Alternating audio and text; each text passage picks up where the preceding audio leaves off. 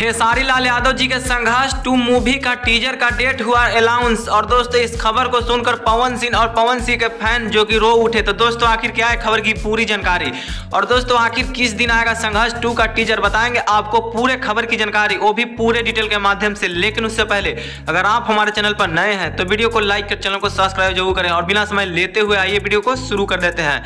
तो दोस्तों आपको बता देना चाहते हैं कि आप लोगों का इंतजार जो कि अब खत्म हो गया। और दोस्तों बता देना चाहते हैं संघर्ष 2 मूवी का जो कि बहुत दिनों से शूटिंग चल रहा था, और दोस्तों जिसका चर्चा जो कि सोशल मीडिया पर काफी ज्यादा दिनों से तेजी से वायरल होते हुए नजर आ रहा था, और दोस्तों वह इंतजार जो खत्म होने वाला है। और दोस्तों बता देना चाहते हैं संघर्ष 2 का टीजर जो कि 14 फरवरी को रिलीज होने वाला है वर्ल्ड वीड्स रिकॉर्ड्स के द्वारा। और दोस्तों बता देना चाहते हैं कि 14 फरवरी जो कि वैलेंटाइन डे के दिन जो कि यह मूवी जो कि रिलीज होने वाला है। और दोस्तों यह मूवी जो कि काफी ज्यादा शानदार है, क्योंकि दर्शकों का बहुत दिनों से इंतजार था संघर्ष 2 का।